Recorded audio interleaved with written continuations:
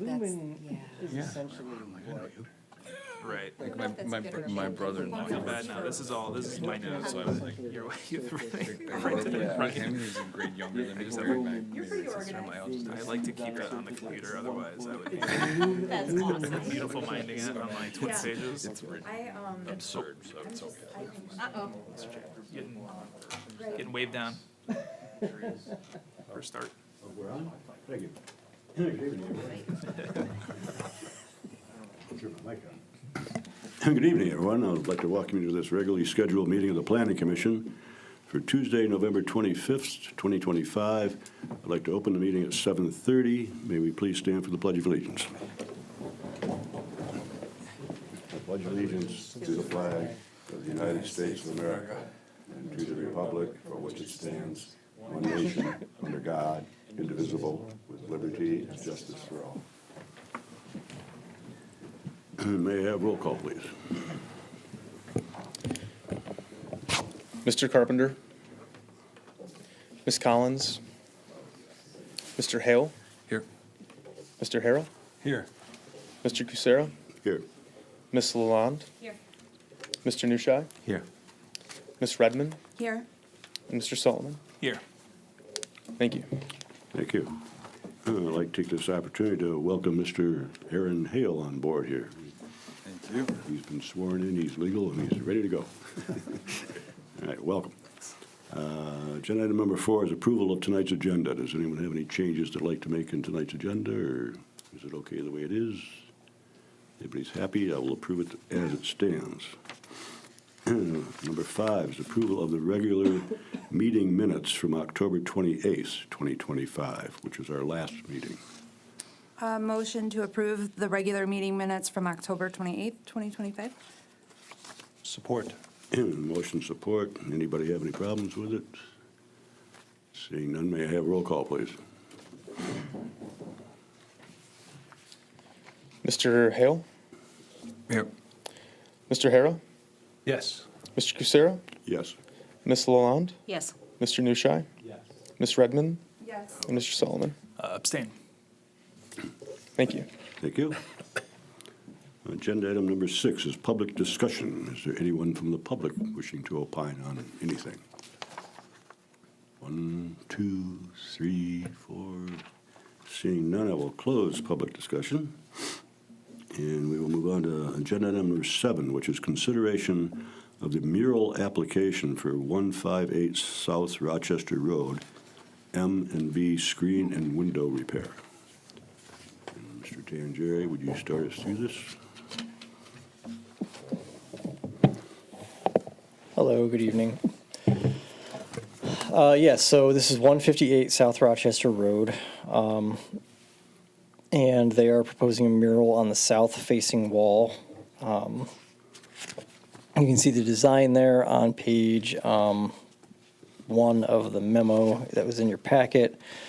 So this is Rochester Road and Grove Avenue. So the wall that the mural is proposed on faces Grove Avenue. It's in this B3 General Business District. That is a commercial building. There's a photo studio in there at the moment.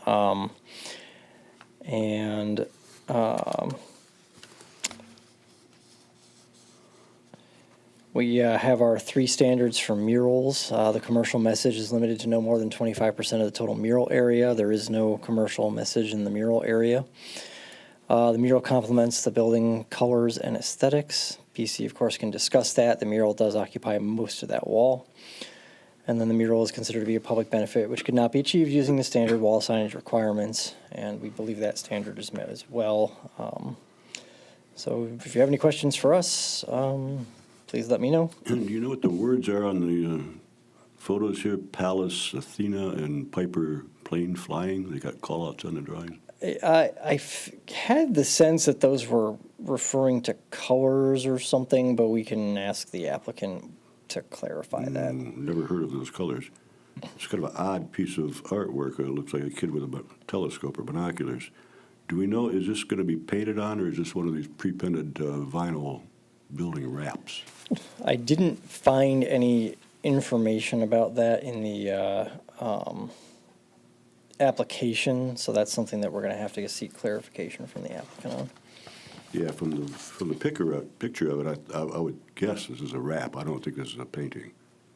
I don't think this is paint on brick.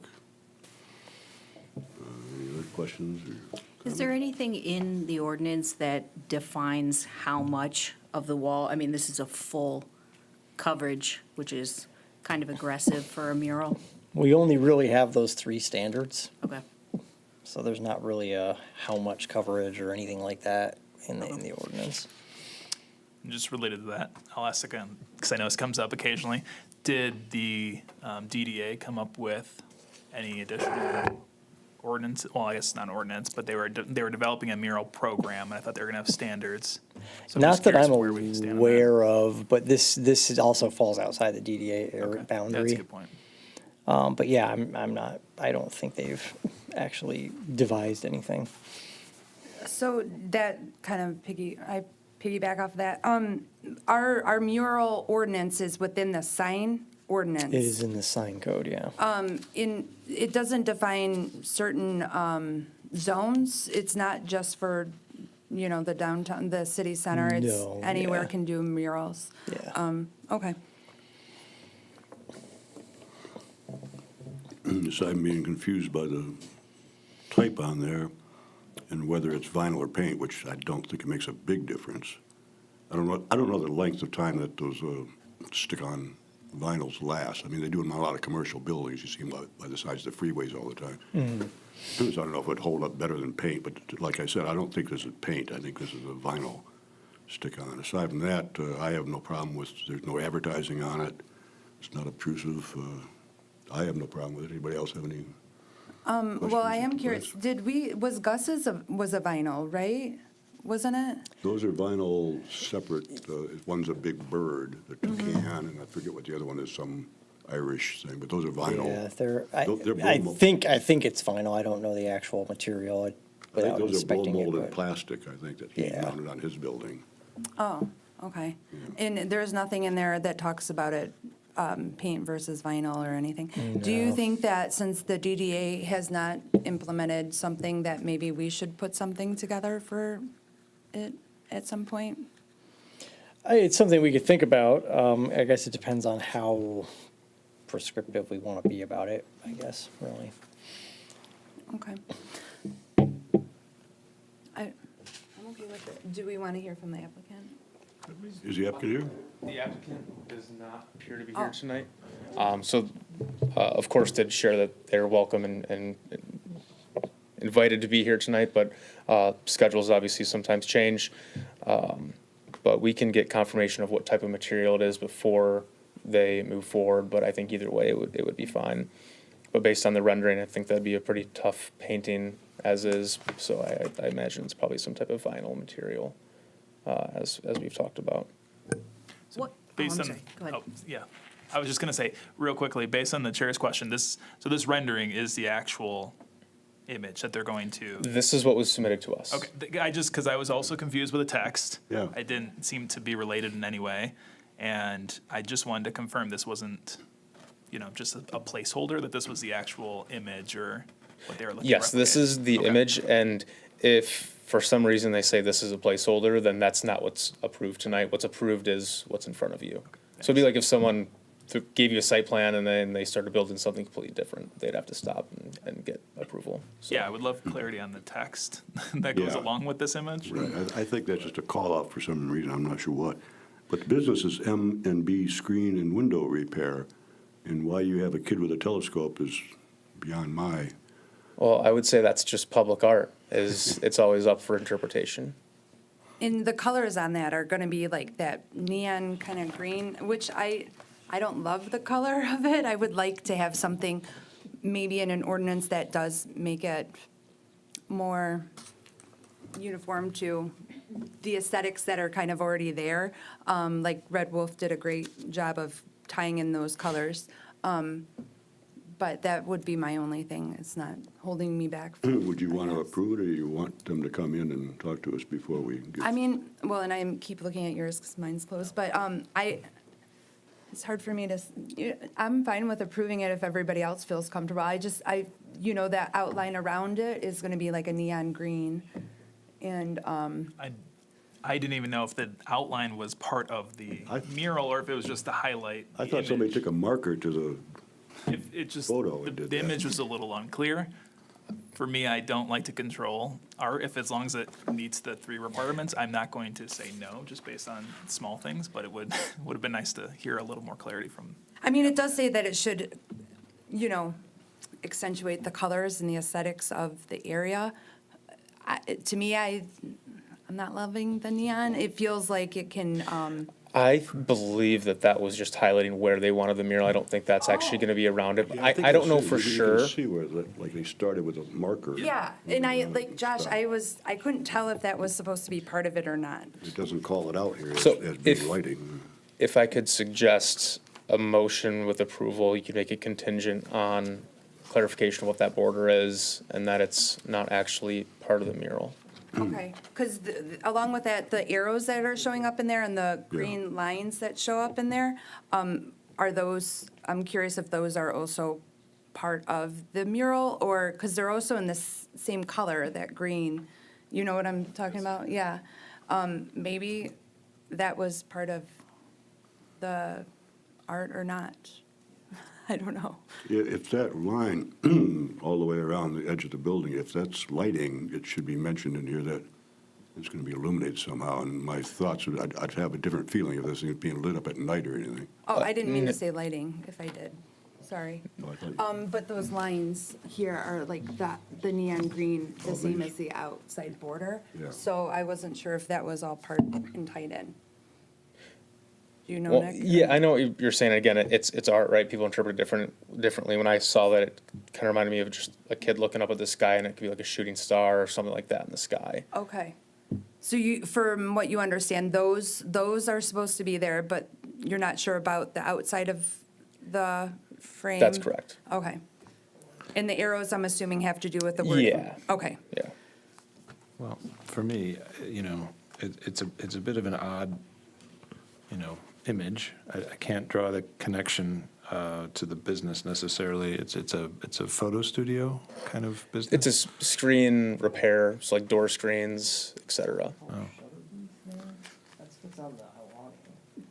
Yeah, it's a shutter booth, but But again, I mean, the point is you don't want it to be a commercial message, and so you don't always want it associated agreed. with what's there. It's nice if it's somewhat relatable, or at least opaque enough that it just blends in fairly well. One thing I noticed about this is if you actually look at where the telescope is like pointing, it's like into the apartment complex to the right of it across the street. So I wonder if you live in that apartment complex, Paranoia. how you feel about it, but. Yeah, Pallas Athena is evidently, I just looked it up, is the Greek goddess of wisdom, warfare, and crafts. And what does it have to do with this at all? I have absolutely no idea. Nothing. Piper plane flying. Also, very unclear what that would possibly refer to. It would have been nice to have a few of those details panned out. As you say, it's not something I love. I'm not offended by it, so it's art, I guess. Is he restricted because of weather conditions getting this thing done? Is he in a hurry for it, or could we ask him to come back and clarify some of this before we I don't know. give him a final go-ahead on it? What conditions were you suggesting that we get, that you get the approval, I'm not sure how that would work, if Yeah. he's just gonna clarify it to you and then that satisfies things, or how would that work? That can, Well, I think just clarification on what the border is, and if it's painted on like that with some weird material, then bring it back. But if it's just on there to shape in where the mural's going to be, then they're good to move forward. I mean, just a thought from me, we've done a couple of these murals now. The last one, not awesome for the reason that it was basically already up there by the time it came here. I think it'd be nice if we held the city to a high standard for approving these things. If they're very ambiguous, if they're not, self-evident as to what the content will be, if they're not a good rendering, if there's, questions about what the border is going to be, if there's going to be a border, and all of these things, and we approve it anyway. I mean, I think the argument can be made, we weren't especially diligent in the process. If we do have very serious applicants who really want this, and the last one was a good example, he did put a lot of thought into it, put a lot of care and effort into it. I personally would like to postpone it until we had, a rendering that is absolutely self-evident, or at least have the applicant here to answer those questions. I think there's been enough people raising concerns and questions about it that that's completely warranted. Yeah, I think that's where I'm leaning, that we should postpone and have him come in. Also, there's, anybody look at the rooftop screening? What screening? Yeah, what screen, the big box up there. But this is asking for a mural, it's not a site plan approval, so Right. we can't enforce anything on that. Yeah, I think, that's, if you want to make a motion, I would say that we wait to have him actually come in and explain some of this to us. It's just too Sure. too open-ended. Yeah, I'll make a motion to postpone the approval for the mural at 158 South Rochester Road, given whatever the applicant's timeframe and your timeframe is. Requesting for more information, yeah. Yeah, okay. Support. Motion support. Can I have a roll call, please? Mr. Harrell, Yes. Mr. Cusero, Yes. Ms. Lalonde, Yes. Mr. Nushai, Ms. Redmond, Yes. Mr. Solomon, Yes. and Mr. Hale. Yes. Thank you. Thank you. Agenda item number 8 is a public hearing. Mr. Cusero, real quick, Oh, sure. before we jump there, just want to take a minute to introduce Charles Chuck Cermak. He's the new code enforcement officer for the city of Clawson. Chuck, if you want to come up here. So we just wanted to take an opportunity on a little bit lighter of an agenda to introduce Chuck to the planning commission. So he's been with our team for, feels like a long time now, but 3 months maybe? Since July. And he's been doing a fantastic job getting out in the community. I feel like we've been able to address some of these concerns that have been lingering for a while, and we continue to do that. So just wanted to bring Chuck here to a meeting, since he'll be working on some of the older properties when you folks are typically seeing the newer developments. So Chuck, thank you for being here. Welcome. Do you mind if I ask a question? at all? Absolutely. Yeah.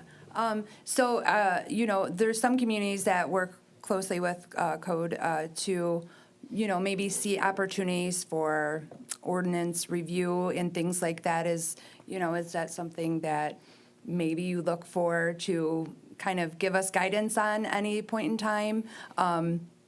And what that might look like, right? You're obviously always welcome. Sure, but I appreciate that. Yeah. Yeah, I mean, in terms of the ordinances, me and Nick have noticed that the majority of the ordinances were written in 1978, and they're very vague, so it's problematic in terms of kind of, determining what the interpretation is. Yeah. So, I think it'd be really helpful if maybe one time, once in a while, some set time that you maybe give us a little, because you're the boots on the ground, right? Right. You're out there every day and you see more than we can. So I think it would be great if there was some sort of way to get some reporting whenever you feel is necessary. okay. I can't authorize that or demand it, but it'd be helpful. Right, sure. Yeah. And if you guys ever have any concerns or thoughts that you want to share, you're more than welcome to give me a call, email, stop by, anything like that. Are you full-time or part-time or Full-time, full-time? Yep. 5 days a week, 4 days a week? 4 days a week. 4 days a week? Yep. Because a lot of the stuff gets done on the weekends around town. Yeah, we've been a discussed problem that for as years. well, and we're looking at expanding that come probably springtime next year. So there will be some surprise inspections. Good. Well, welcome aboard. I appreciate it. Thank you. And the one thing I forgot to mention earlier is Chuck joins us from the city of Fraser, he was code enforcement there, so he's got a ton of experience, and he's already, like I said, hit the ground running here. It's just that couple of months of acclimating to a new community, and the ordinances, while they're generally the same, they do tend to be different community to community. So, we're really excited to have Chuck on board. He's fit in really well with our team, so excited to continue moving forward, and like he said, and like you mentioned, improving some of our ordinances. Great. Is there something that comes to mind immediately that's like not working, or is, even maybe if it is working, just what is occupying your mind a lot now? What area? Here lately, it's been issues with leaf pickup mainly. Couple issues with barking dogs, which goes towards like the vagueness of the ordinance, doesn't really specify what actually excessive barking is, instances like that, so. But I'm happy to be here and happy to learn, and, you know, if you guys have any concerns or anything, let me know. Well, if I could take the opportunity, if you don't mind, Mr. Chairman, you know, the highlighted spirit of this, I guess, opportunity to meet you was we sometimes get to be debating when we're looking at site plans, Right. whether the ordinances are protecting the residents or not. And sometimes we get into this debate where someone will use an example of a property or a situation where it's not a great situation. We should ordinance our way, or we should zone our way out of that problem, or we should, you know, solve this some way through conditions on our site plan approval. And invariably, someone will ultimately say, well, we have ordinances, it's just we don't have code enforcement enforcing it, kind of a situation. So we're very happy to have you on staff and to help us do this, because the best, most efficient solution is just follow the ordinances that we have. Right. And everybody feels like they're being treated fairly. No one's getting special treatment. So that's sort of, from my point of view, that's like the goal. Right, mine as well. Yeah, and because there have been cases where people feel like special treatment is given, and it's the opposite of what we hope to accomplish here. So thank you for. Before he was here. Yeah, right? yeah. Sorry. You're not yeah. accusing I him. understand. Yeah. I Just want to understand. make sure that's clear. Yeah, very much so. I'm assuming you were given the same powers that Barb Chambers had, that you can write tickets? And Yes. You can appear in court? Yes, actually, I have my first court appearance scheduled December 8th. Yeah, okay. And that was done to free up some of the police officers and things, I think, or, Correct, yes. okay. Yep. Well, Well, thank welcome you. to Clausen. Yeah, All thank you right. very much. Thank you, guys. Thank you. Appreciate it. And before we move on to the next item, I just was gonna say, if, you know, we're trying to think about a way of maybe incorporating this into maybe our master plan review, if we're doing that every yearly, like, you know, every year, we're trying to go back through and see how things are working. Maybe that could be like a reporting period where we can ask, you know, to come and give us some Happily. So, I some know, updates, just because I don't want to make it too tedious for them, and I don't want to make Right. it too vague where we never do it, but we're always going to try to do a master plan review. Where did we land for the year? Could be a good opportunity. yeah, of course, and I think that's what's great about having other people join the team here is, you know, we're, in any employment, you tend to kind of get caught in your ways, but from a new community specifically, you know, they did something differently and it worked really well there. And then I think that's been a really good thing to have Chuck here. So he's already updated some of our procedures with code enforcement, which have made it a lot easier for him and in turn all of us. But with January coming around, we'll do the first master plan review, and I think that could be a good time to kind of chat about some other items as well. Thank you. Yeah. Thank you. Thanks. And thanks for giving him a warm welcome as well. Sure. We'll move on to agenda item number 8, which is a public hearing. It's consideration of an ordinance to amend the City of Clausen Code of Ordinances, Chapter 34, Article X, Sections 3.1.J and 3.1.K, to reduce some rear setbacks in the CC and the CMD districts, and Section 5.1 to permit front yard parking in specific parts of the CMD district. That's a mouthful. Right, we set this hearing back in October, and now we're actually having it because this was the first available meeting. So what these amendments do is in the city center and central mixed-use districts, if the neighboring district is also city center or central mixed-use, it takes the rear setback down from 30 feet to 5 feet. And then if the adjacent district is a residential district, it leaves it at 30 feet. So not getting any closer to the neighborhoods, but when you've got the same zoning surrounding, we're allowing things to be a lot closer, just to kind of respect the actual fabric that we have in those districts to begin with. And then the other little piece of it is we have a portion of the central mixed-use district on the south side, a 14-mile east of, between Pear and, is it Church?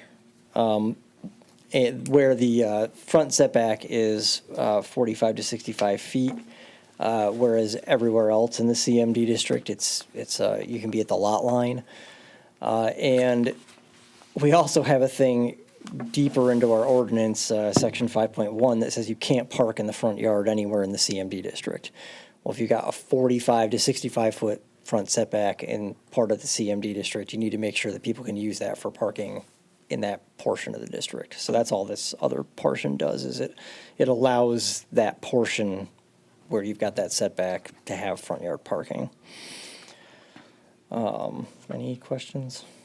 Yeah, and I'm sorry if we, I know we discussed this briefly at the last meeting in October.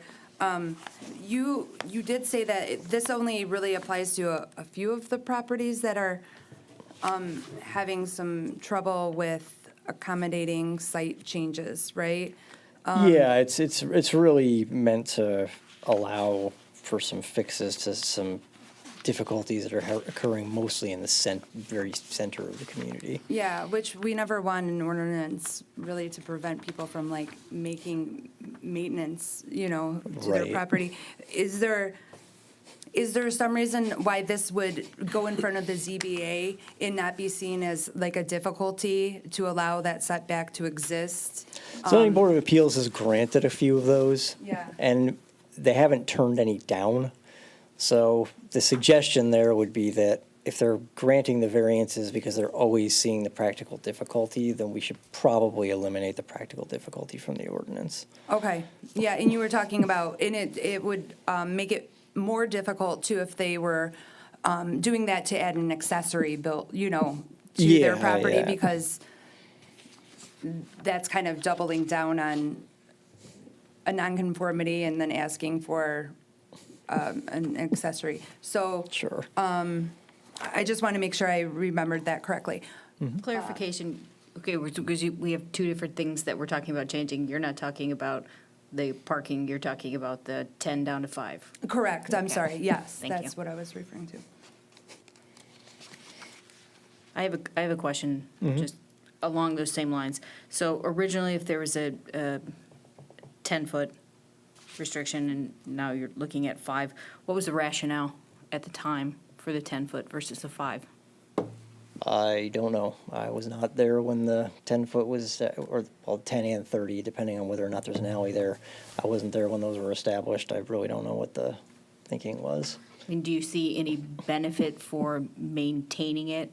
I mean, I know, I've heard several times saying, well, we've got businesses out of compliance, so let's just change it so everybody's in compliance. But if there was rationale for the 10-foot in the first place, and you have people out of compliance, and the only time that that's ever going to change is if the building's torn down and something new is built, do you want to be held to the original standard for whatever reason it was originally drafted? Or do you find the benefit in reducing it down to 5? I mean, I guess, are you playing to it in the future, assuming that there's some change to the building structure itself? Is the benefit really 5 or is it 10? Because everybody that's out of compliance has already got the capability grandfathered in, whatever. So are we really doing anything? It's Or are we doing anything it's good? for when you have, I mean, we actually have had this happen a couple times when buildings have been replaced. And it's for when that happens. Because we just have a lot of lots where they're maxed out. And if you were to take that building down, you'd be looking at doing a much, much smaller footprint with the setbacks that we have right now. And we're trying to avoid getting into that situation where it just always goes to the ZBA, and the ZBA always says, yeah, there's an obvious practical difficulty here, and grants the variance, because that's what's always happened when that's Okay. gone to the ZBA. And if I could just add as well, is that these setbacks are for the city center and CMD districts, that's our downtown. And so if we have larger setbacks down there, it's not for more green space, it tends to just be, for lack of better terms, wasted concrete, wasted space that you can't really do anything with. And so that allows for more building space and more area for businesses to But take up. dropping it down wouldn't prevent like any kind of emergency vehicles from getting through in case of some, okay, that's just making sure. You've got the alleys there for the most part, or parking areas that that provide that kind of access, yeah.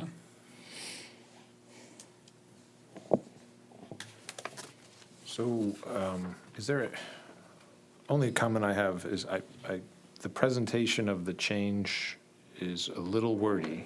So how is it exactly going to be pitched to council? Like, what will they read?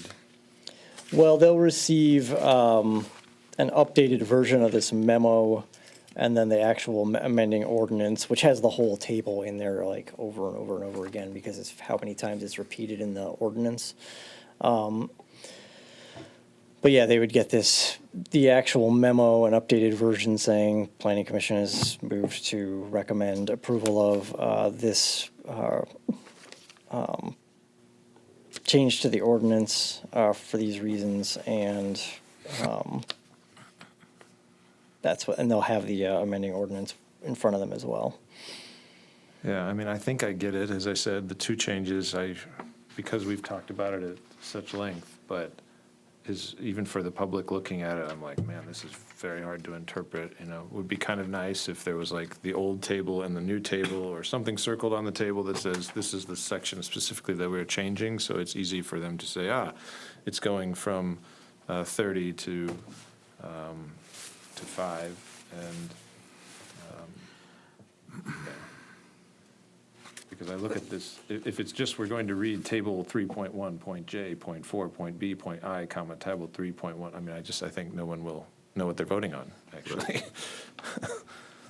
You mean on city council?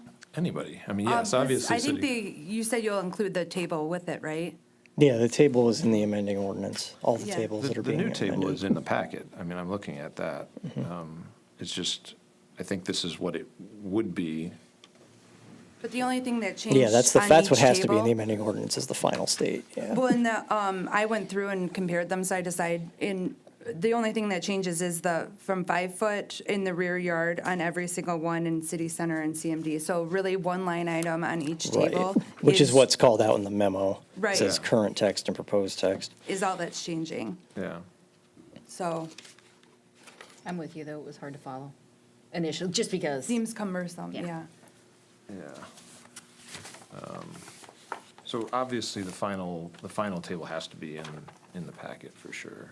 Yeah. Just some feedback. If we could have the original one, just with the specific parts circled that's changing, old, new, I think that as an accessory document to that original part would be very nice. It's obviously redundant to a skilled lawyer and great study, but I think it would make it easier for them to understand. And obviously, the reason we're trying to do is we have land that is very difficult to develop at the moment, and at the same time meet our ordinances, so it's not being developed properly. So it's an opportunity there. So that's why we're supporting of it, or at least I am. Maybe not everybody, but yeah, that's my only feedback. Other comments? Seeing as this is called as a public hearing, I will mandatorily open it up for the public if anyone from the public has any comments on this matter. Seeing none, I will then close public hearing and entertain a motion. I move to approve the ordinance to amend the City of Clawson Code of Ordinances, Chapter 34, Article X, Section 3.1, Point J, and 3.1, Point K, to reduce some rear setbacks in the CC and CMD districts, and Section 5.1 to permit front yard parking in specific parts of the CMD district as presented, and recommend it for adoption by City Council. Support. Motion support. Any further comments? Seeing none, can I have roll call, please?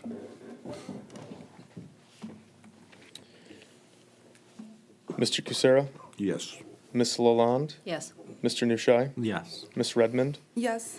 Mr. Solomon, Yes. Mr. Hale, Yes. and Mr. Hara. Yes. Thank you. Thank you.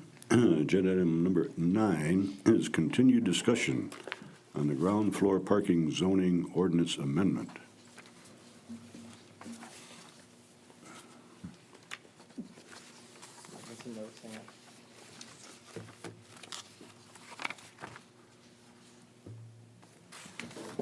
Let's try to make sure I keep good track of what happened in the meeting.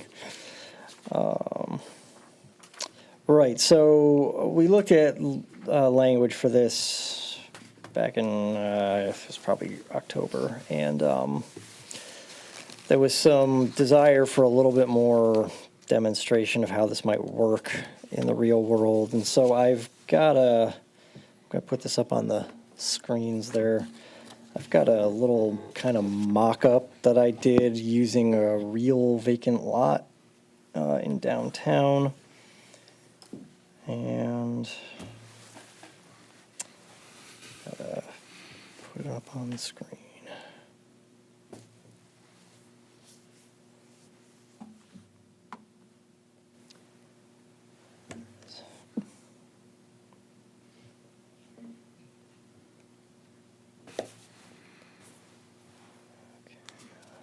Where's the window for Zoom is in front of the button that I need.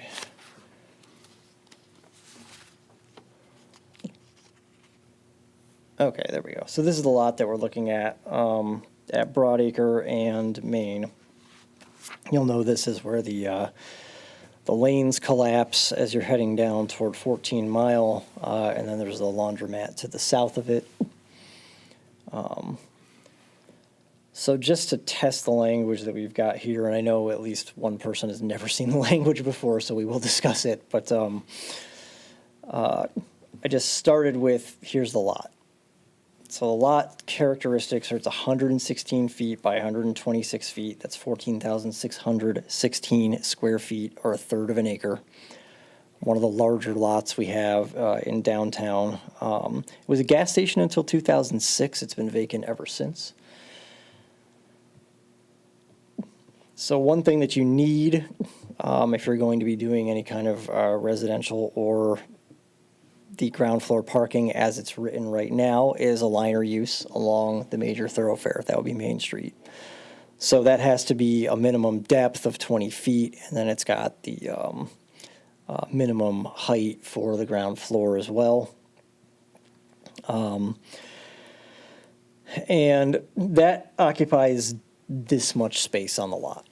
So it's kind of a bar on the ground in the front of the lot. How deep is that? 20. 20 feet? Yep. Realistically, I added a 10-foot like service hall behind it because you need that. You can't just operate in the 20 feet. You've got to have extra area behind it to get, to and from your dumpster and all that stuff. And then I added 2 floors above to a height of 42 feet, which means each floor is pretty high, pretty tall. But that's the maximum that's permitted. And the third floor is set back as required, and you get 18 parking spaces that fit on the rest of the lot. So what that means is that you get 9 2-bedroom units in this building or 12 1-bedroom units in this building. Or some mix. You could throw an efficiency or 2 in there. You could mix it up a little bit in terms of how many units you're putting in there. But as a baseline, because we just never know exactly what someone's going to propose, 9 2-bedrooms or 12 1-bedroom units is what would fit there. Again, this is on 18 spots, is that what you said? Yeah, 18 spots, yep. Plus the dumpster off to the side there? Yeah, I put the dumpster there so there was no question about whether or not this was like a realistic plan, No, thank you. Doesn't your 42-foot height exceed our ordinance right now? No. That's what we allow right now, is 42 42 feet. feet, yeah. For some reason, I thought we were still in the 30s. No, in the CMD it is, but in the city center, it's So you 42. said they go higher, okay. Yeah. In the CMD, it's 35. So this is the tuck under parking, and this actually is 50% of the ground floor occupied by parking. Because I did this in SketchUp so I can scale everything. I can measure it all. And it is 42 feet high. It's broken into 4 stories instead of 3. And what I found was when we kind of moved that in, we gained 936 square feet of open space, which is 6% of the lot. We got some extra building footprint, which is in tan there. But I'm not a civil engineer. I haven't explored every possible configuration imaginable, but what we got was that we actually couldn't fit any more parking spaces on the site. So we still have the same number of units. They can be larger because you've got more. You could also, the top 2 floors, those units might be lofts or something where they've got like a bit of a second level. You've got some of the parking under the building. You've gained some open space, but you actually haven't gone up in units. I think you would need probably about 3 or 4 times this much land to actually be able to add enough parking spaces to add more units. So when I really kind of did it all, it sort of turned out that you're kind of just getting larger units. That would potentially open the possibility of some 3-bedroom units, which we don't have, but of course you'd need more parking spaces for those, so it'd be unlikely that someone would do that. But that's the example that I was able to work up on a real vacant lot that we actually have in town, that someone could potentially propose a project on.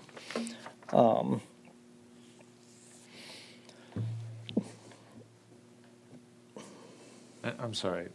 So the limitation there for adding units, obviously we get more square footage this way.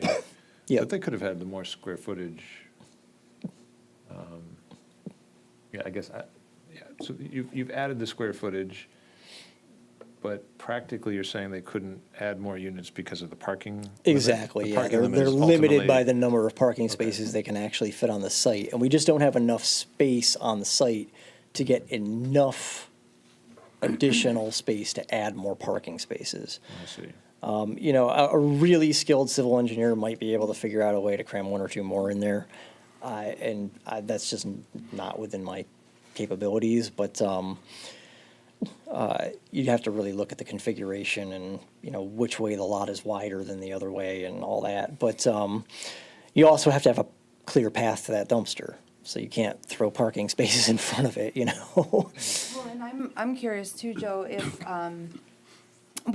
first, what percentage of that is the green space? What percentage of green space did you put in there?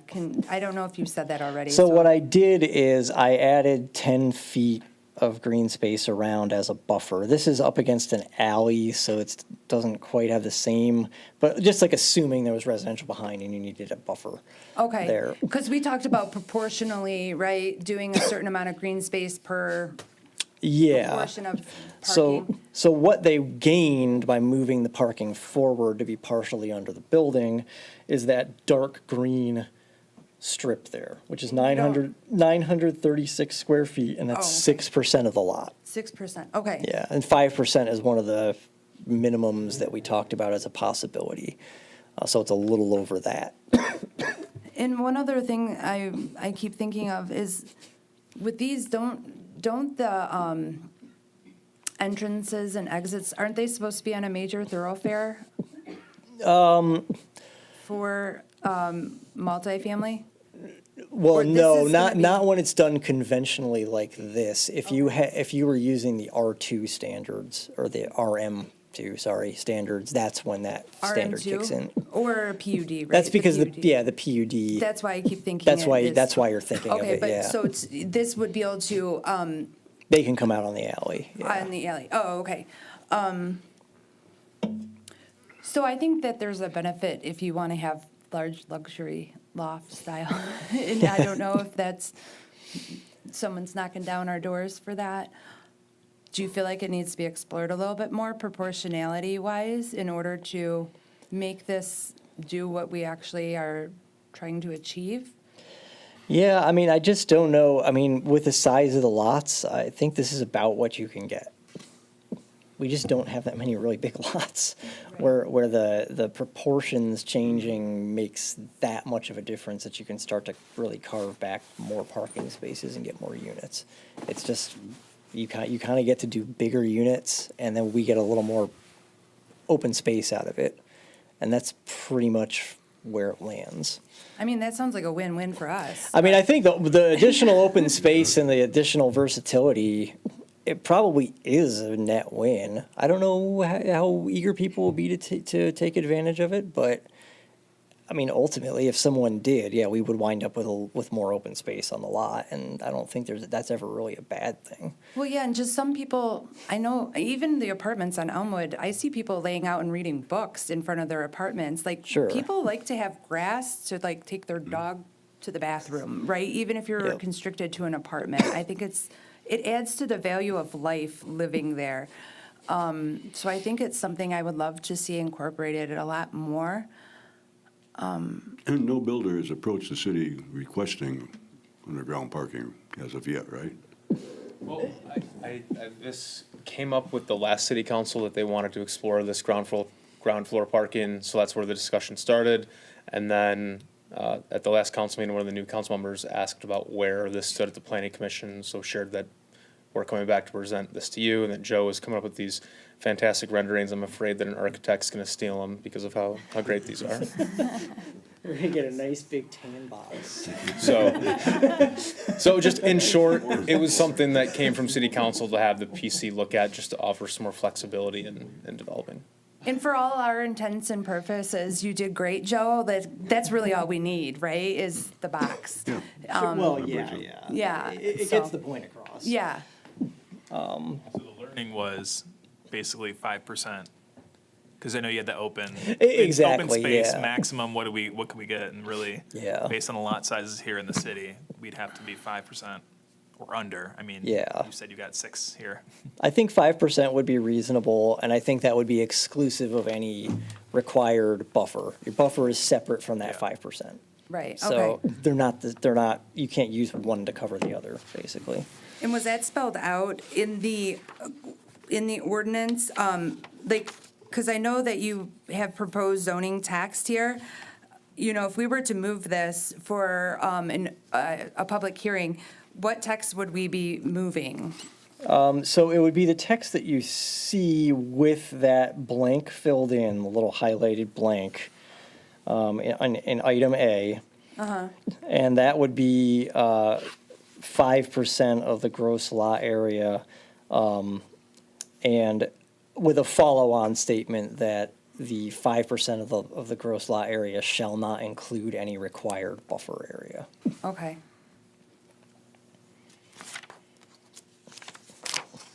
I don't know, we have an expression where I work, and it's, is the juice worth the squeeze? And I was sort of hoping that it would be more. I wanted to see a bigger backyard, or much more than what we're seeing here, and I was hoping that it would be really, really enticing for a developer, that, you know, it would be a game changer for them to do it. I'm not sensing that it's, in this particular example, that it's, you know, so much of a home run. We just don't have enough land area for it to be a huge gain in units. I think it's more in the details of the units that you'd be building. I think there's a certain degree to which, well, we're going to be making things a little more versatile and flexible. We're going to give a little something to get a little something. It moves us a little further down the road. It's probably not going to be, you know, a transformative thing for the entire, downtown area, but it gets us a little something that we don't have now, and it could potentially, help us avoid bigger asks than, The three-letter word. yeah. Well, and I do think that there's something to, I forget how the phrase goes, but looking for perfection in something before moving it forward, because I do think it's something, sometimes we gain feedback from even having it out there. And then, it gives us the opportunity to more or less test, and not a test in a way of like, let's redo our whole city this way, but test in a way of like feedback and how does this look, and does it work? Is the juice worth the squeeze? I think that there's something to that. I don't think that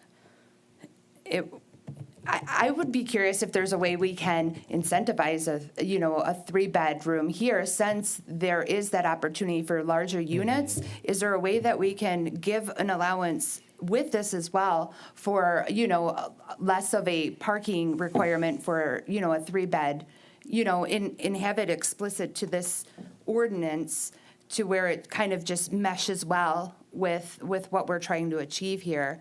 And I don't know if that's something that other people have interest in or not, but I do know that we try often to achieve that 3-bedroom. We have not a lot of them, right? We always see these, small loft units, right? I don't know if that's something, Joe, that we could potentially incorporate, and if others find value in that at all. I think the enticement becomes a little greater there, and it probably does get you a higher likelihood of getting a 3-bedroom unit. Yeah. But I think more likely it's just going to get us more density. I mean, Well, you'd still have the same number of units, you just have an extra bedroom. Yeah, and I mean, really, the condition to allow for a parking would be based on the 3-bedroom, right? So it's not like they can take advantage of a alternate parking requirement without the required 3-bedroom, at least I think, right? I mean, that's kind of the point of it.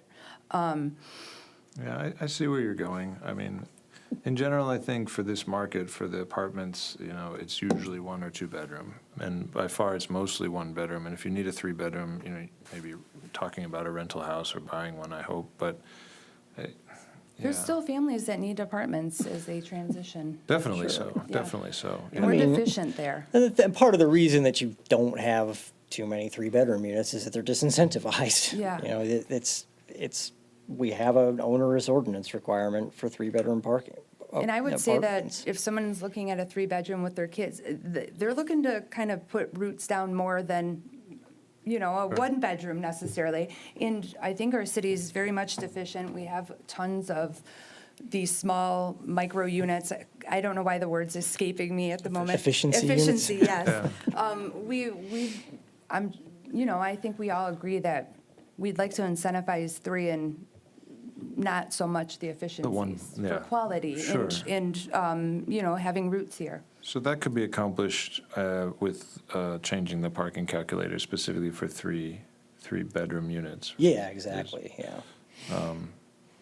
And Does that- it seems like specifically this type of ordinance, it would make it more workable as well, since Joe said we might have, space for larger units, but not necessarily, cars and smaller units. So I think it would mesh well with it if we did decide that.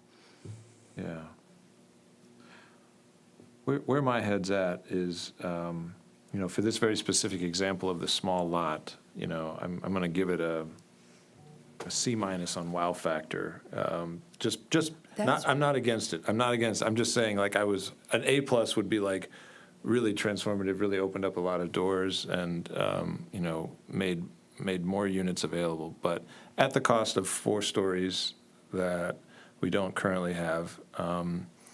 And I think there's a lot of people in the community who are kind of protective of Clausen's small town feel, and they're worried about it getting taller and taller and busier and busier downtown. So I think if you attend a few city council meetings, you'll certainly hear that perspective come out. But if you come to a few planning commission meetings, you'll see developers who really want more density in their projects also. So those are the two, forces that we're trying to sort of balance here. What I was hoping is that it would look better, and it wouldn't be. It would be a very clear benefit to the community. If we talk about it in PUD terms, like if we allow this, does it really bring something special to the community? And other than 4 stories, which is debatable whether that's a benefit to the community, I don't know how it sells, but I love the idea of having more green space. Like that's how this kind of thing all started, and I really was excited if we had more green space too. Putting it at 5%, I mean, that's not a lot. I wish it was more. If it was 10 or 15%, I could say, well, that's something you can't buy that easily. But doing it this way, maybe it allows it. And so that's the only reason I give it. I'm a little sad, but to your point, Aaron, really thank you, Joe, for putting it together, because this really does put it in perspective very clearly. I'm not sure I'm not sure I'm ready for a motion for a public hearing on the 5% language, but I don't know. I don't know where everybody else is at on it. Well, I have a question. When you're looking in the CMD district, I'm assuming that the lot structure is slightly different than in the city center. Do you have the opportunity there for larger lot sizes and maybe having a 5% on the city center and a 10% on CMD? Like where you've got the opportunity to take advantage of a larger parcel maybe and get more of the green space that you're looking for based on where it sits? So in the CMD district, the main thing you don't have is a lot of the super tiny lots that you have in CMD, like where like Clausen Jewelers is a lot and it's like itty bitty. But in the CMD, you don't really, I'm trying to think of a lot in the CMD that is larger than the one that I used as an example. There are a few, but not, it's like they're not that much appreciably larger. It's pretty similar in size. I tried. And I just wanted to clarify Too too, small, that's it. yeah. our height requirement remains. Yeah, right? it's So the you same can exact add a- height. I just wanted to be It's crystal just how clear. it's You carved can add a out. fourth story, but the height requirement stays the same. Yeah. That's the So change, That is. or the proposed. That anyway. is key. Yep. Now, I did have question on the proposed text around the minimum ground floor height shall be reduced to 9 feet. So that's the ground floor. We talked about that. That's about the height for parking under and having some clearance. But then it said minimum floor height of upper floor shall be waived. Yeah, so. We talked about that? I mean, we had conversations about it, especially with Mr. Carpenter Right. was here, but I don't remember waiving. So they'll need to meet the building code, of course. Is that But- what they're, okay. Yeah, that was the backup. exactly. Okay. But then they're able to kind of play with it within the limit and decide what they want. Okay. It's pretty high now, right? Like 15 feet or some crazy. That's the ground floor, yeah, is 15 feet. Yeah. And then I think I want to say it's 9 above. So that's what we're waiving, to your point. But that is the No, he said, Well, that's why I was confused, because it says minimum floor height of the upper floor shall be waived in this proposed text. Yeah. But what we were just clarifying was that building code would enforce at least 9 feet, essentially, or 8 feet, right? whatever it was. 8 feet, yeah, Eight feet. it'd be at least 8 feet, yeah. Yeah.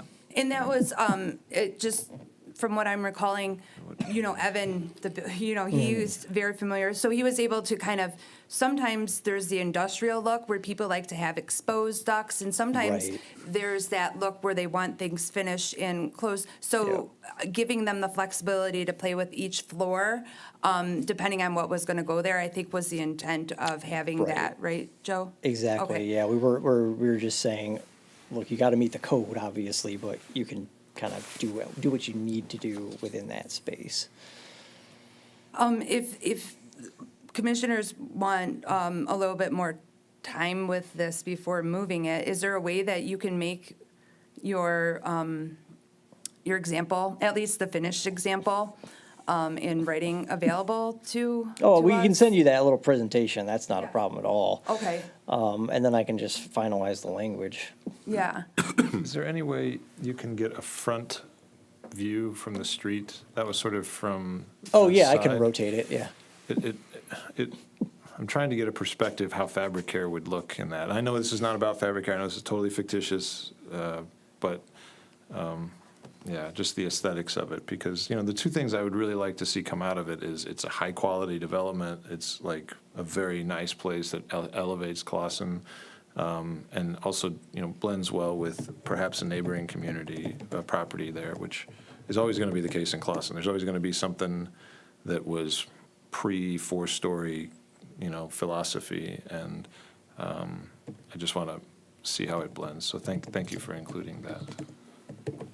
And I do think that if we achieve the, incentive for 3 beds, even, I think it'll feel less dense too. Like there's a big difference between, packing, 30 units in versus, 15 or something, I'm just throwing out numbers. But I think that there'll be less of impact in terms of the feel and the density, and even the amount of windows and things can make it feel a lot different in that way. So I feel good about it, but I would like to give everyone time, and I honestly am curious to what Evan has to Yeah, say. I agree. I think he adds a lot to the discussion, so I would be okay with bringing it back, maybe with some three-bedroom parking lot incentive language, so that we can all feel comfortable if that's something other people want to pursue. Yeah, I can incorporate that into the finalized draft. Well, this is I believe, our sixth discussion on ground floor parking, and I don't know that, doesn't sound like we're ready to go for a public discussion yet. We'll have one more meeting then before we go to, Yeah, so I was just gonna add briefly that this, if planning commission does not set a public hearing tonight, it doesn't necessarily delay anything, because the soonest public hearing we can have is in January, on January 13th, because we're not gonna have a planning commission meeting on December 23rd before Christmas Eve, so. Unless you want to. Yeah. We don't have any site plans coming. I don't know if anyone would be coming up for a planning commission meeting on the 23rd.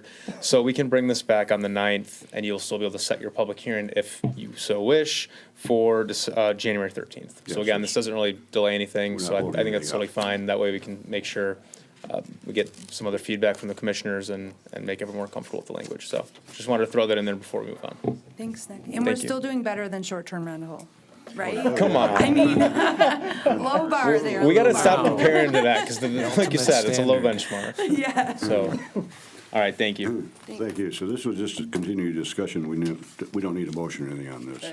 Correct, yeah. We'll just let it fly, and it'll come back in front of us again. And we'll move on to agenda number 10, which is discussion of the uses in the Central Mixed Use District, Westgate, and Business Renewal Districts.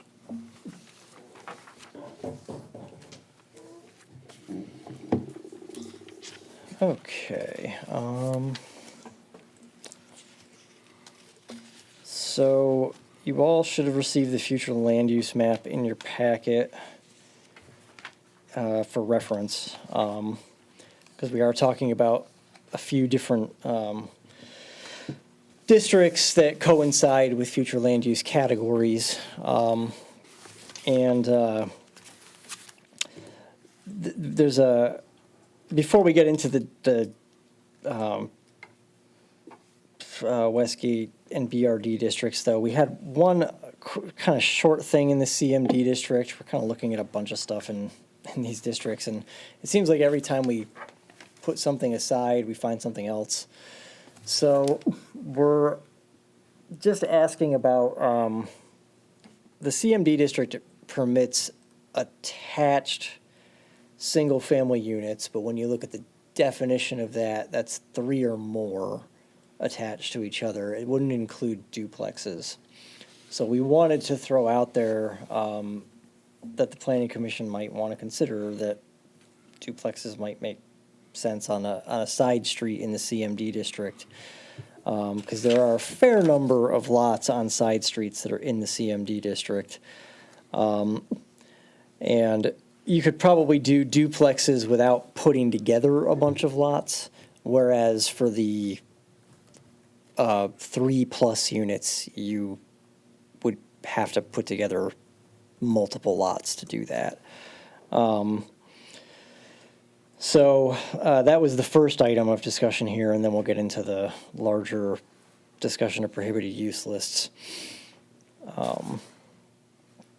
And I included the definition of dwelling multiple family and dwelling 2-family or duplex here.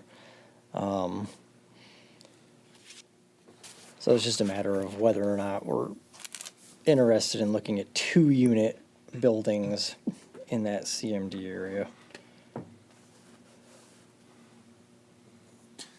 Sorry, On question. this- Go ahead. I just want, is it a permissible use in R2, duplex? No. There's a couple in my neighborhood. So Oh, I'm just yeah, there are curious. lots of duplexes scattered through single-family neighborhoods across the region. There's a few right near me. There's one on my street, actually, in Berkeley. Because it used to be pretty customary for them to just be sprinkled in, but then we banned it Oh, Sorry. Sierra. Good luck to your dad. Thank you. And it was, yeah, generally it was like the 60s and 70s when ordinances started coming into force that banned that. So all the ones that you see are probably built sometime before that. I'm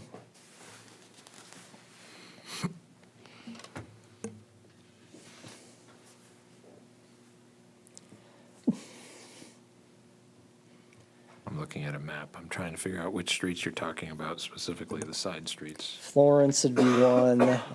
There's a little bit on Pear.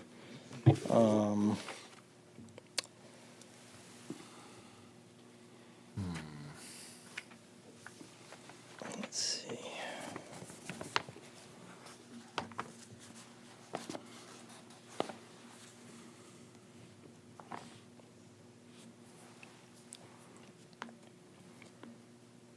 Church and Renshaw would be the other major ones.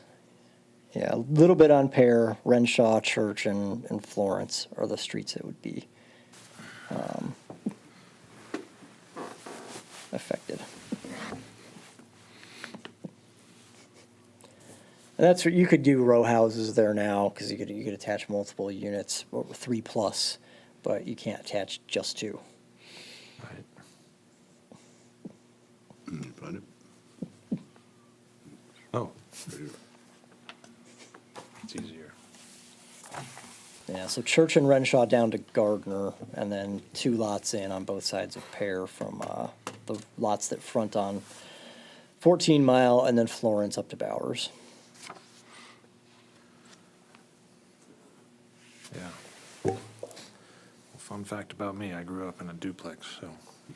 It was my first home was a duplex, the first home I ever bought. So I'll just add on this is kind of why we brought this up. So there's a couple different properties here that are vacant that people have been looking at developing, and they were looking at a smaller multifamily, and just with the setbacks in the CMD district, it doesn't permit anything. Like once you get to 3 or 4 units, you don't meet the parking requirement, you can't meet the setbacks, and so duplexes aren't permitted in the district, and neither single-family residential. And so by opening it up to duplex, you have higher density, but not a multifamily. So we felt like this is a reasonable addition, because it also kind of fits into like that extended downtown feel that we're going for, where you've got your core downtown at 14 and Main Street, and as you go outside of that, it still feels like a downtown, but it's not large buildings, but you still have a higher density of people living there. So transition, yes, there we go. The planner has my back. That's its purpose, yeah. So that's just obviously, like Joe said, one of the few things we want to talk about. So it seems like just kind of soaking it in right now. Are there any questions or something you're comfortable with or not? Seems reasonable.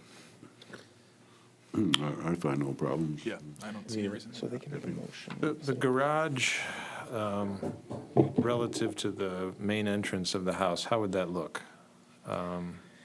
So So I've seen 2 kinds of duplexes. One where basically it's 2-car garage, and then in the middle is a sort of communal sidewalk that goes deeper, and then entryways to the residence. I think that would just depend on the lot itself. A lot of our lots in the CMD are not as wide, so it'd be more of a skinnier, like, so let's think of it like almost like a small private drive on half the property, and on the other side is where the entire building is, something like that. Because a lot of those lots are 40 or 50 feet, which you can't really fit going that way horizontally. I guess that just raised the question, right? I'm trying to remember the language. There's like 60% of the front of the house can't be more than that, right, for the garage. Is that single family only, or does that apply to something like the duplex? That applies to single-family homes. Single family only? Yeah. Okay. But I'm sure something like it applies for this. I'd have to look it up.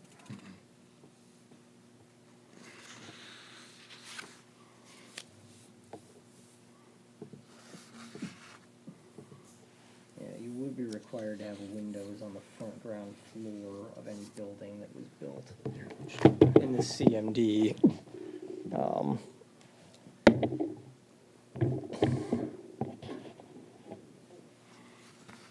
So you may wind up with a lot of your parking in the rear, or, possibly tucked into the back of the ground floor or something like that.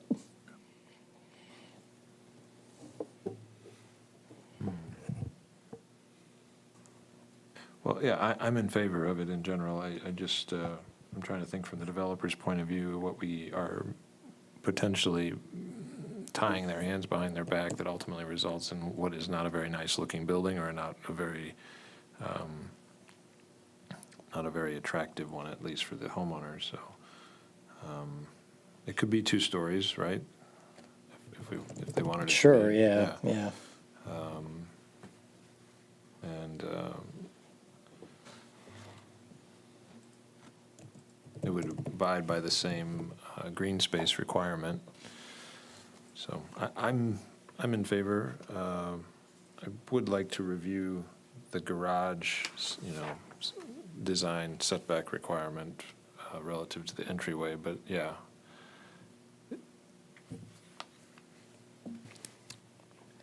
Yeah, okay, we can put together some final language for you, and for you to actually look at like how it would be worded in the ordinance, and then we can include an analysis of what it could possibly look like in the front. Yeah. Not a lot of 2-car garages in Clausen. Might be good.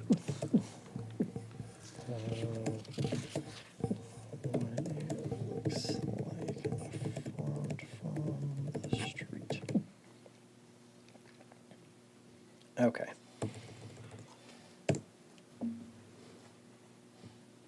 All right, yeah, we can kind of try to get that together at the same time as the ground floor parking at the next meeting, so that you've got a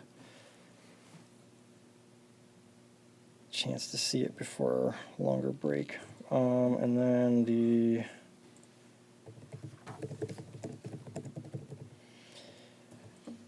okay, so the rest of the memo there is devoted to discussion of the prohibited use lists in the Westgate BRD1 and BRD2 districts. So these 3 districts, which were all adopted sometime around the same time, like 2010-ish, something like that, have lists of prohibited uses. They're the only districts in the whole ordinance that have lists of prohibited uses. And there's a reason for that, because we have a structure in this zoning ordinance, as in almost all zoning ordinances, called permissive zoning. So our concern is that the listing prohibited uses in those 3 districts is inconsistent with the principle of permissive zoning, which is how the rest of the ordinance is structured. That's described in section 3.5. So basically, if a use isn't listed in a district, it's not permitted in that district. And there's some ways to handle uses that aren't listed at all anywhere in the ordinance as special land uses. That's item C under section 3.5. And that's the planning commission is basically making a finding that the use is substantially similar to and of no greater impact than a permitted or special land use that's listed in the zoning district in question. So listing uses as prohibited in a district typically isn't necessary if they're listed elsewhere because they're not permitted by default. It kind of muddies the water, because if it's prohibited in one district but another district doesn't say anything about prohibited uses, is it potentially permitted there? So it kind of concerns me that we've got this kind of weird situation where 3 districts are structured differently from a legal standpoint than the other districts in the zoning ordinance. We have 2 uses, and of course they're kind of charged uses. That's why they're listed in the first place, I'm sure. Pawn shops and sexually oriented businesses that are prohibited in WG and BRD1, but they're not listed anywhere else in the ordinance. They're defined, but not listed. So that suggests that if someone were to propose one of those uses elsewhere, it's either going to be treated as simple retail or a theater, I suppose, if it was that kind of use, or would have to be analyzed by the PC as a potential special land use. Those two uses really should be listed as permitted that somewhere if we wanted to treat them uniquely. So we do recommend removing these lists of prohibited uses, but there's some cleanup that goes along with that. So pawn shops and sexually oriented businesses have to be dealt with. We suggest maybe placing them in the B2 district as special land uses for the time being, unless the PC would want to permit them more widely. There's only really one parcel that's zoned B2 in town. So it would put them somewhere. There's not a ton of demand, particularly for the latter now, thanks to the internet. So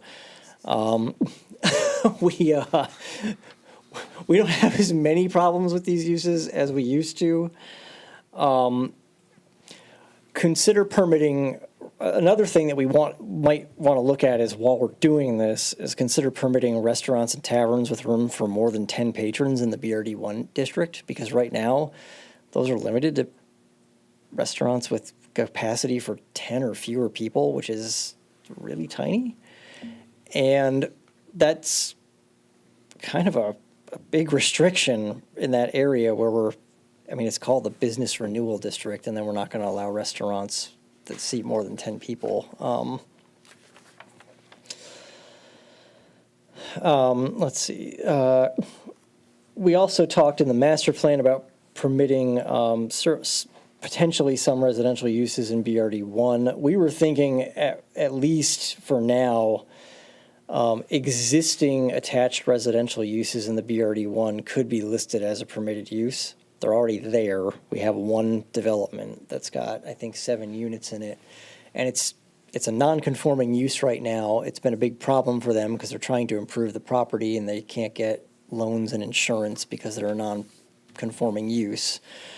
And there's an unresolved rezoning request on that property, but it wouldn't need to be rezoned if that was permitted in this district. We've done something similar in the B1 district where there are still some houses, and we have existing homes as a permitted use so that you can still do things to your home if you're living there and modify it as though it were a permitted use. But you can also change it to some other business use in the future. And it would be a similar structure there where we're saying if it's an existing residential use, yes, you can just treat it like a permitted use and you can improve it and, add on to it or whatever you need to do. But you wouldn't necessarily be able to do a new one. We were also thinking about considering live-work units where you might have one of these little old buildings that you wanted to put a second floor on and live in there and then have your painting studio or something on the ground floor. Small lots in this area, so it might be a way to get a little bit of revitalization of some of the smaller buildings there. We do think that would all be consistent with the recently adopted master plan, which has this mixed-use 1 area, and then we've included the page from the master plan that does the deeper dive on South Main there. But I guess I'm interested in your thoughts and kind of where we'd like to take this, because I do think it needs to be cleaned up. I think these prohibited use lists are kind of problematic the way they're structured right now. And then I think that there's a chance to make the BRD1 district a little more versatile. So I'll start, I guess. I actually read through this and I thought what we were going to conclude is we need to expand on prohibited uses to other zones, not take it away from the ones that we have. So maybe you could give me another example of where it being untidy, as you sort of suggest, what is an example where that practically would be a problem? Yeah, to me, I think it's really one of the ones that we pointed out where you have, let's take pawn shops as an example. It's singled out as a prohibited use in the Westgate district, but it's not addressed anywhere else in the ordinance as a permitted use. So we are essentially saying, like, you can't do it here, but we have all these other districts, B3, B1, city center, where we can do retail. Well, what is a pawn shop if not a retail use? Oh, I see. So, it's like, we're basically saying, well, you can't do it here, and then we're kind of leaving this ambiguous thing where it's like, well, if I can't do it there, but it's not listed anywhere as a permitted use, I guess I'm going to try to do it in one of these other districts because it's just retail. I think it's a big problem. And you can never, the thing about prohibited use lists is the reason permissive zoning is the structure that ordinances follow is that in the same way that you can never predict every use that could ever be that you'd want to permit, you can't predict every use that you want to prohibit either. So having a list of 3 things you want to prohibit, that list could grow a lot without you ever changing it in the ordinance, So I think going to an entirely permissive structure where we get rid of these prohibited use lists and just figure out how to deal with the things that are banned in these particular districts is the way to go ultimately. Are we not then saying with pawn shops and sexually oriented businesses are permissive in B2? Come to B2. Come to B2. Yeah. I mean, I don't have enough training yet to make an educated decision on, but do they have to be permissible anywhere? Are we legally bound? You can't zone them out completely. Yeah, that's the thing is there's literally one use in the state of Michigan that's allowed to be zoned out completely, and that's marijuana. You can completely ban cannabis dispensaries, grow operations, et cetera, because the laws are written that way. Every other use cannot be outright banned in a community. So you have to account for it somehow. You're going to control where they go then. Exactly. So that's why I'm saying B2. It's our most geographically restricted district. And I don't think there's a huge demand for either of these things right now. So I don't think it would be considered, exclusive to put them there. But under the same guise of you can't predict what could possibly ever be needed and needed to be permissible, I mean, I understand we've now called out 2 things that we simply want to restrict to a certain area. Do we even have to mention, I guess, anything else could, like you said, come up that we haven't thought of yet? Sure. If it just feels like we're doing this open for business in B2 kind of thing by doing this. Well, our ordinance already deals with if we don't list a use somewhere. It's Okay. got the process for that. Special land use, there's going to be a hearing and everything on it. And, as far as, are we advertising that we're, open for business with this use? Well,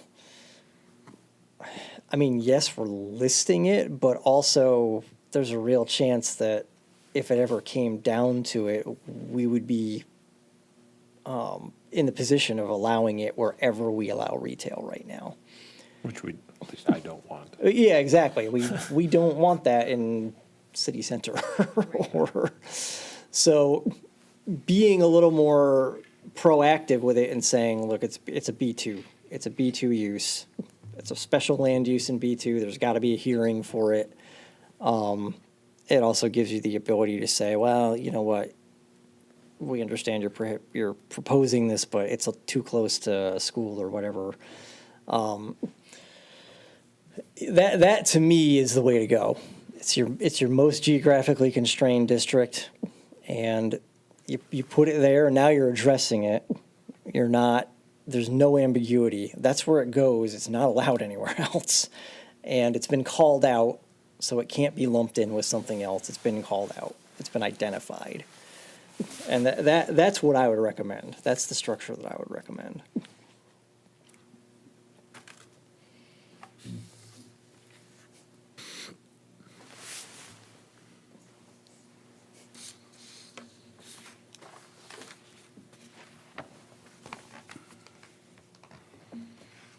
You know, and then if you look at the rest of the prohibited use list, well, we have drive-throughs listed in certain places in the community, B3, for instance. That means we don't have to list them as prohibited uses in BRD1, because if they're not listed as a permitted use in B1, you can't do it there. So it's kind of redundant to say it's prohibited there, because we already know where it's permitted. I mean, large chain retail stores, well, I mean, the BRD1 district doesn't have enough room for a large chain retail store. There's not really a need to say that's prohibited there. It doesn't fit. Yeah, I don't know. I think the spirit of what you're trying to convey is rock solid. Is it B2? Is it, I1? I don't know, Part of me thinks of B2 as it's the entrance to the city, Welcome to Clawson, and here's our sex shop, I think that is maybe a concern, but to me, it was fine to have prohibitive uses. This is sort of the first I've contemplated that permissive zoning is a thing, and it is antithetical to prohibited uses being called out. I took some comfort in the fact that we had prohibited uses, and as I said, I came into this thinking, it's a good catch. We don't have this prohibited expressly in other zones. It's implied because it's not a permitted use, but maybe someone will say because it's not spelled out that it is up for negotiation, and that could be a problem for some future planning commission. I think it could, yeah. So I wonder if there's even a third possibility where we have a belt and suspenders formation where we do what you say, we be more intentional about permitting it in a particular zone for the sake of clarity, but we still prohibit it. Is there any room for both?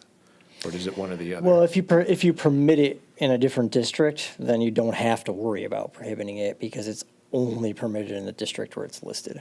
And hear then the ya. ordinance says flat out, if it's not listed in the district, it's not permitted, so. Well, can't we say that now, today? It's not a permitted use in BRD2, but retail is sort of sexy in the same time. I don't know. I mean,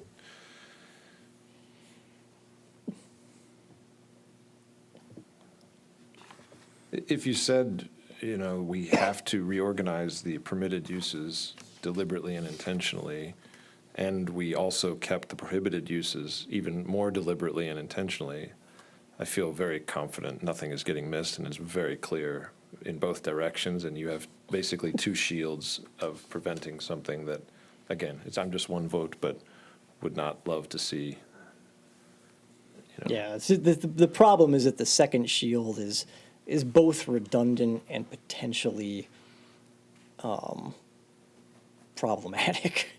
So my view is the prohibited use lists don't have a reason to exist if we're properly listing things as permitted uses. And they also have the potential to muddy the water about what actually is permitted in these other districts that aren't listing prohibited uses. Where is the definition of what a sexually oriented business is? It is in Article 2 of the zoning ordinance. It's toward the, let's see, page 2-35. Means an adult arcade, adult bookstore, adult video store, adult cabaret, adult motel, adult motion picture theater, adult theater, escort agency, nude model studio, sexual encounter center, or similar establishment, or any place that permits patrons to be filmed or photographed performing sexually explicit activities or displaying specified anatomical areas for electronic transmission over the World Wide Web.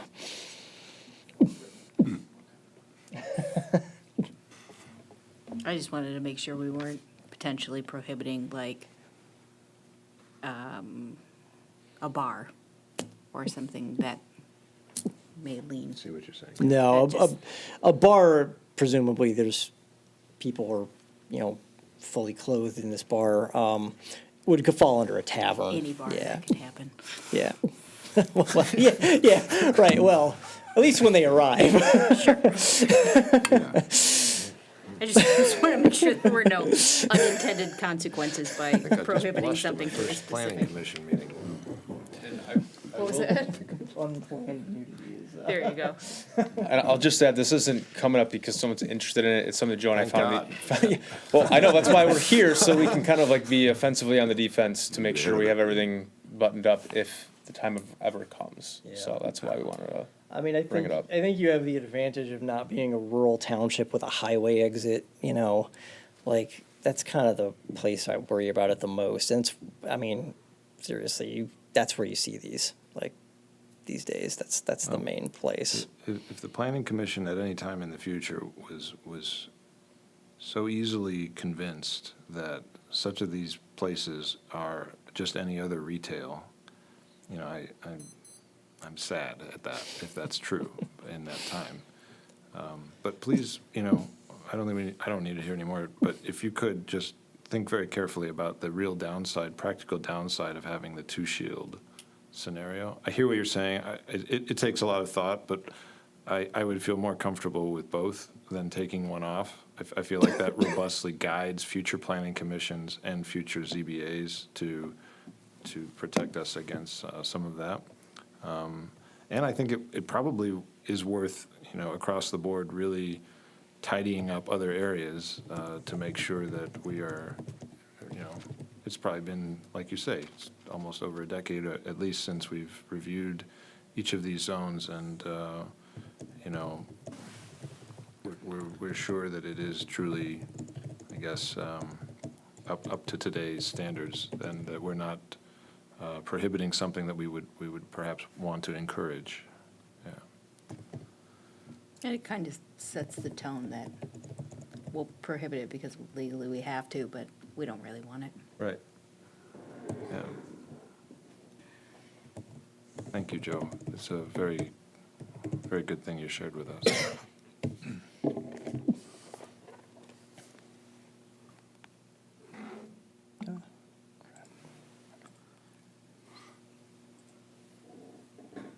All right, well, we can further develop that. We can also probably get a letter from. All right. Thanks. So you've got enough discussion, you'll get back to us with that. Okay. Do we have a planners report tonight? I felt like there was something I was gonna do or say, but I guess I can always get to it next time. If not, we can move on to staff report and training opportunities. So I know I already touched on a little bit, but we will, of course, not be having a meeting on December 23rd. So we'll have just one meeting next month on December 9th, I believe that is, and I'll just double check. Yes. So right now for that meeting, we will have some more ordinance discussions on some of the things we talked about tonight. And then we do have a site plan and special land use for 607 North Rochester Road. It is the former Napa Auto Parts store. Those folks are looking to do an auto repair shop there. So we can't talk about it anymore. Just giving you a heads up of what to come next meeting. They'll be here with their application, providing their rationale as to why they think they can operate there. Other than that, not any major development updates. We're starting to get into the slow period of when people can do work just due to the weather conditions. And again, thank you for giving Chuck a warm welcome. Now that he's not here, I can say a little more politely now, but he's been an absolutely fantastic addition to the team. Having someone with some more experience in code enforcement has certainly helped me and those of us in the office. So happy to answer any questions. Is Barb still supporting part-time? So Barb is now working at Hunter with the Parks Rec and Senior Oh, okay. Services. Actually, I knew that. Okay. Yes, Yeah. she's enjoying it down there. Okay. You're talking about changing all these things around. The apartments on Main Street down by the Church of Clausen, he came into us once before. He wanted to changed because of his insurance liabilities and things. And I think we rejected him once or twice. Is he coming back, do you know?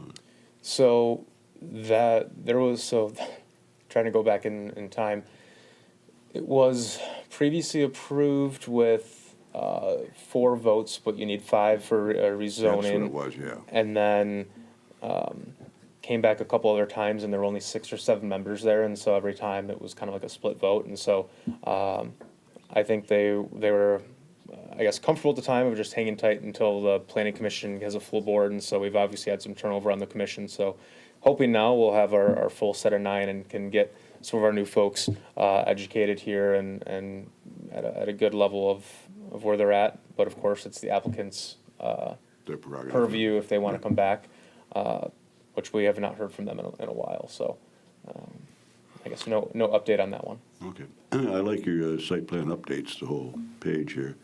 However, if you could add into it, rather than all of these building numbers, 1301, 14 Mile, 4140, if you could put a little tagline underneath it, who they are. You know. So Kristen Urbanek, the DDA liaison, and I are working on something a little more all-inclusive for the planning commission, the DDA, and obviously the public as a whole to make it a little more understanding and have more than just the property the address, yeah. business, and to have maybe some more detailed updates on where they're at.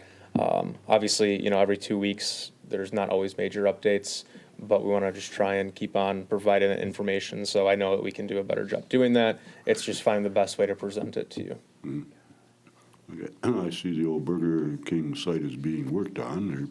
Looks like they're going to try to get their underground stuff done before freezing. Yes. I see no movement at all on PNC. Yeah, so there's been some communication issues with DTE on getting their utility poles removed and getting the new ones installed per the plan. So we've been in touch with the regional manager for DTE and coordinating that project. So they said by January, but the really only hold up there for demolition is DTE, unfortunately. We're So going to get snow here first, soon. it's Michigan, you never know. Yeah. Okay. I have nothing further.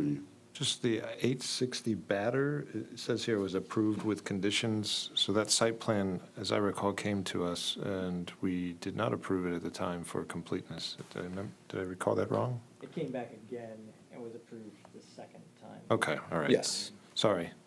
No, you're good. Yeah, the planning commission approved it with some conditions, and they've been, I believe they met all those conditions, and the building official's looking for one or two other items on his side of things before he can issue a C of O. Okay.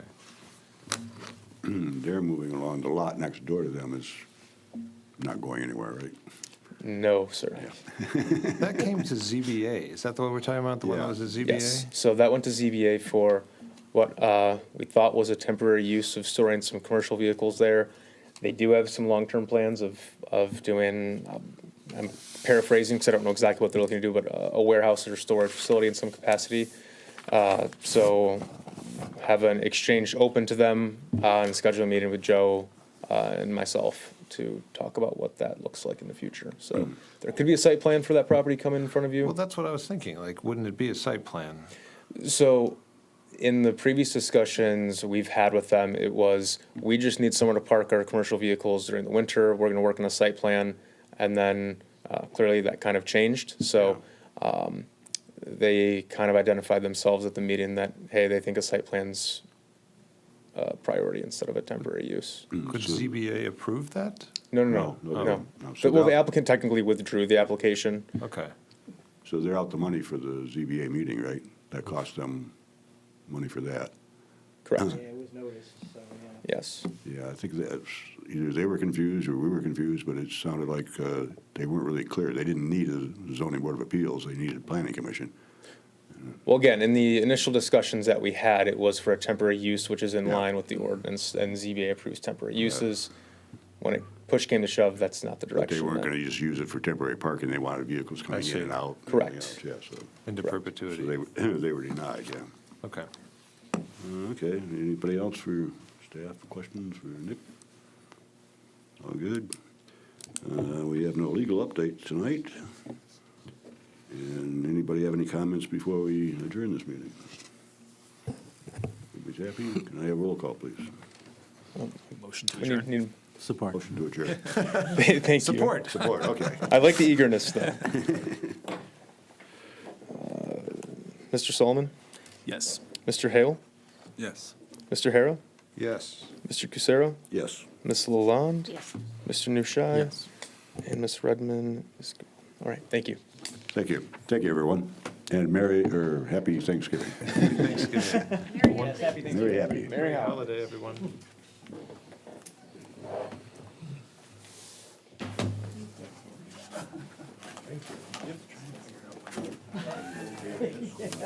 And the fact that they had they stated World Wide Web, that was from a long time ago. So it is just water main, so it'll be just right away. Now again, there's